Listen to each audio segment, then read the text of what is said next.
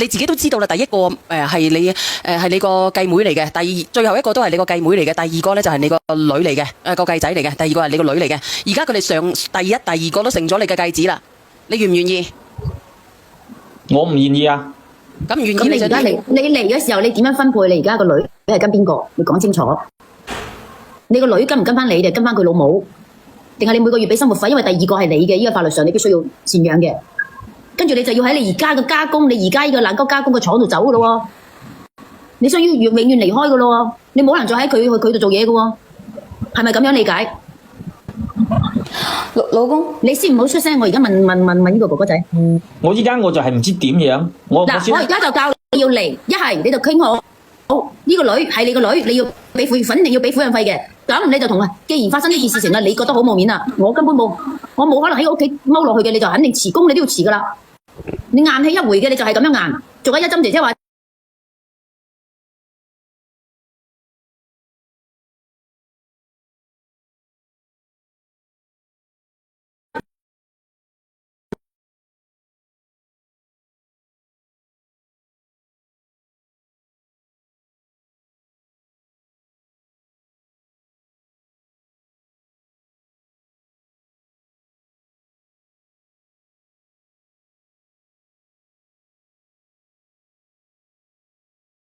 唔卡，我哋唔卡喎。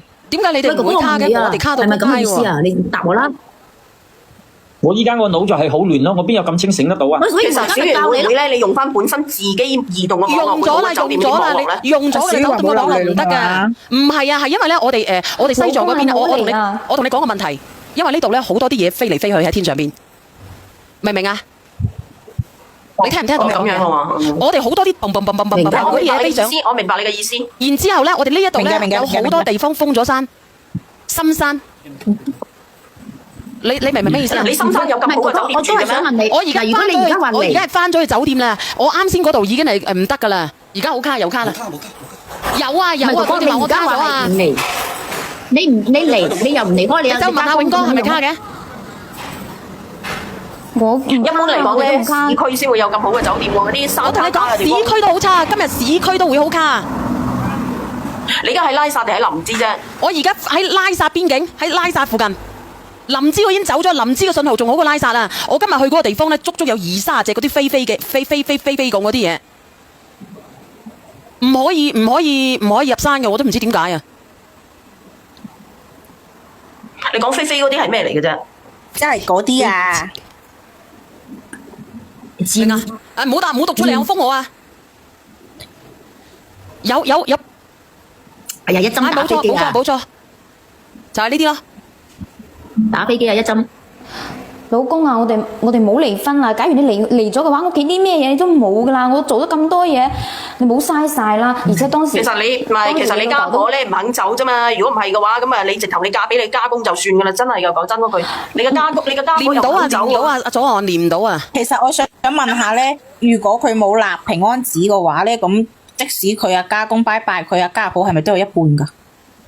呢個好難講喎，如果分錢財產就冇可能嘅喎，分頭先至唔係喎，你睇佢有幾個，你睇下佢有幾個子女咯？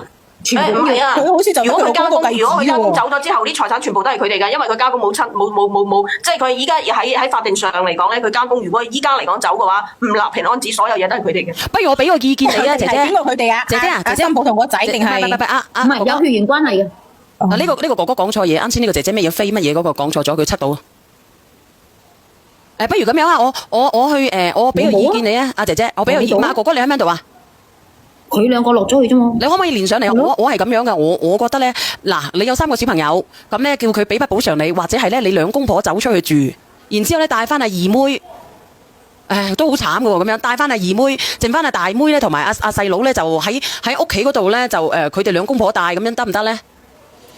差唔多啊！佢當時我嘅家公佢都話咗噶啦。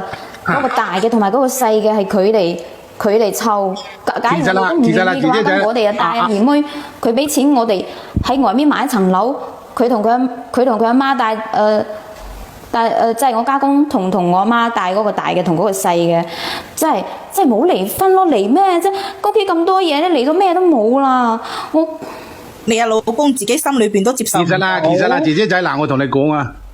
你其實我同你講啊，其實啊呢個哥哥仔你聽我講啊嗱，你啲人停幾分鐘我講，其實你阿媽呢就企喺邊緣嚟嘅，有可能你個老豆同佢講過一件事，如果你最好就服從我，唔服從我呢，有可能你阿媽都走得，明唔明啊？係講咗條件嘅，點解你阿媽贊同呢？係有原因喺入邊嚟嘅，明唔明？我覺得咧就第一個問題阿曾如輝，我認為咧就係咁樣嘅。咁佢阿媽咧就想賀佢個仔走咗噶啦嘛。冇錯，我梗係知啦，你明唔明啦？咁佢一生咗啦，佢阿媽咧就諗住，哎呀又幫襯下我自己個老公係咪？佢就想保留住緊，因為佢有翻多少嘢貨喺度，主要就係貨問題。咁呢個姐姐仔咧，我同你講啊，嗱，按照邏輯性咧，就頭先一針講咯，即係補多少錢個老公等佢散水。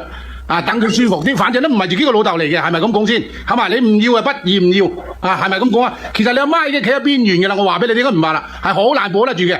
如果你繼續同佢作對，有可能呢，全部都食茶壺，係嘛？食晒茶壺，你阿媽又食茶壺，你又食埋茶壺，全部都密集嘅。因為人哋啲貨喺人哋嗰度啊，你明唔明啊？貨係好緊要嘅，你知唔知啊？最緊要有貨，有貨我中意，我話你如果手雲唔順超嘅，你咁樣得唔得啊？你咁樣得唔得啊？人哋補一筆錢，你叫埋你個家公上嚟得唔得？冇錯，我話俾你知啊，哥哥仔，你最誇張呢？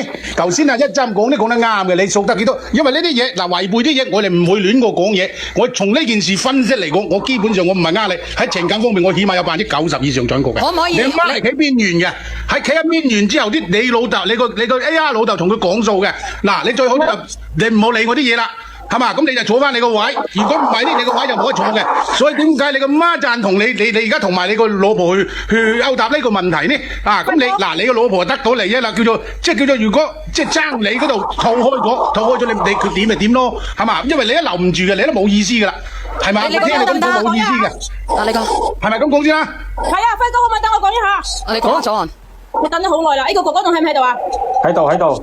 我同直播間嘅評論員有所有嘅都有唔同嘅講法諗法。你有咩諗法？其實好簡單，你又可以得到錢，又可以得到人。你可以攞到佢嘅證據，因為你已經做咗啲咩 MA， 你已經驗過啦，係咪啊？你直接就可以起咩數佢，從咩分咩罪，然之後咧要佢賠償，然之後攞走你個大女，你阿媽走就走，唔走就白走啦。咁咪個道理咪一樣係咁樣啊？你想走到點樣啊？因為你個阿老豆有嘢俾，即係有痛腳俾你捉到，即係你唔好話過分嘅情況底下。家庭啊，呢個哥哥咁年輕，佢喺個咁樣嘅家庭入邊一直咁樣過落去，佢自己都會有得咩益咩屈㗎。咁梗係啦，咁我咪就叫即係個意思都係贊同佢攞多少米咪翻屋企煮飯食得自己係咪咁講啊？因為你再喺嗰頭家都唔維持得落去㗎啦，你呢個三觀點整啊？大佬成族人都係咁，個老婆咁，個老母啊咁，係咪？你仲係唔係佢生㗎喎？佢生都仲有得講喎，因為你係唔係佢生啊？好危險㗎喎，你企喺邊緣嚟㗎喎，同你包括你阿媽都係。係嘛？你同你阿媽1、2、3就搞掂之後，你俾得幾多你啊？係咪咁講啊？俾多少俾你，你走得咁條片調轉頭，可以同你個老婆過，可以繼續喺出邊繼續玩，反正都有米啊嘛，係咪咁講啊？俾掟啲米出去嘛，呢張台唔夠高啊，攝高佢啫嘛，用銀紙攝啫嘛，有咩問題啲？哥哥，你其實唔使咁複雜噶，男人要活一口氣係咪先？一個男人咁年輕，如果長期到你瓜柴嗰陣都要幾十年屈住呢啖氣啊，你活唔落去噶，活唔落去噶，咩正常嘅人就唔屈得落嘅，明唔明啊？因為你已經有咗證據驗咗紙噶啦嘛，可以證明得到個細路係你個哎呀老豆嘅。咁你點樣啊？姐姐，你有咩見解啊？要賠償，然之後你帶走你個女，你老母走就走，唔走就等佢自己喺度耗完佢啦。你要自己活出嚟先係噶。我都好亂啊！我依家喺出邊，佢嗰個店都要關晒噶啦。我聽日叫我家公佢哋一齊連上嚟，大家一齊睇好唔好？我依家真係好亂啊！而且哥哥，其實呢個就啱啱我同你講嘅，哥哥就啱啱我同你講，就算你要離婚，你想做到咩程度，就係啱啱我就咁嘅意思啦。你永遠你都要行開離開呢個家，你先可以有得活落去個機會。其實啊，姐姐，我同你講啊，你受到委屈，你一定要吐呢一啖氣。你吐呢一啖氣嘅方式就係去起咩數，佢從咩分咩罪，要佢賠償。唔係嘅話，你一輩子啲抬唔起頭啊！你一輩子啲抬唔起頭啊！呢個哥哥，你明唔明啊？姐姐仔，我覺得我係啱。咁我都落去咗，我聽日再連上嚟啦。我依家都心都好攰，好亂啊！你梗係攰啦，你攰到不得了，好唔好？我都落去啦。唔係我個咪嘈啊，唔知邊度有噪音啊！真係好嘈喎！唔係我啊，我閉一下咪，真係唔係我嘈，我屋企得我一個人。呢個姐姐仔走咗未啊？小月走咗咯，佢話佢嗰度，佢應該喺出邊嚟嘅，佢嗰度好嘈啊，佢應該係喺啲鋪頭嚟嘅。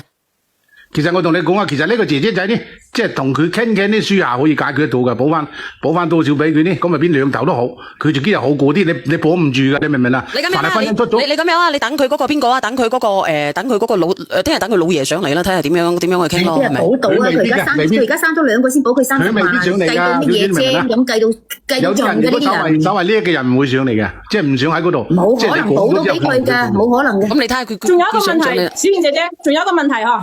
呢個女人咧係唔愛佢老公㗎，唔愛佢哥哥㗎，唔愛呢個哥哥㗎。如果佢愛佢老公嘅話，有咩一個都唔同佢老公生啦，係咪先？嗱，姐姐我同你講啊，睇明呢個女人介入嚟係為呢啲人。你知唔知啊？呢個姐姐仔就想穩住佢，即係想穩全部，同埋佢阿媽就想穩住緊佢。歸根結底，一統山路都係佢阿媽同埋佢兩個不債，係咪咁講啊？生如輝，你個佢穩住緊兩個女人都係貪錢，兩個女人都係貪錢。冇錯，你個答案就出嚟啦，兩個都係咁樣嘅。你咁樣啦，你睇下佢聽日連唔連上嚟先啦，好唔好？因為而家11點啦，你好明顯咧，其實我同你講啊，其實呢個姐姐仔用遠計係最叻嘅，即係補多少俾佢，喺佢等都又未，費事啦，唔好咁叫你好難講啊！你補多少俾佢，等佢走好過啦，費事我哋大。仲有呢個姐姐，我同你講啊，你聽日唔好連我啊，因為我聽日唔開播嘅，我後日先至開播嚇，因為我聽日咧又要上山啊，直播間嘅朋友仔。佢個家公應該唔上嚟嘅機會大啊！你聽日睇睇先啊，生如輝，我放你落去先，生如輝啊。放啦，咪走做咩？得幾蚊食早餐都俾埋你咯，多謝你生魚威。你仲話讀埋死我啲生魚，咁我走去淋狗菜啊？要跟埋你單子啊？我唔會毒死你啲生魚嘅，你放心啊！再見啊，生魚威。講笑啫。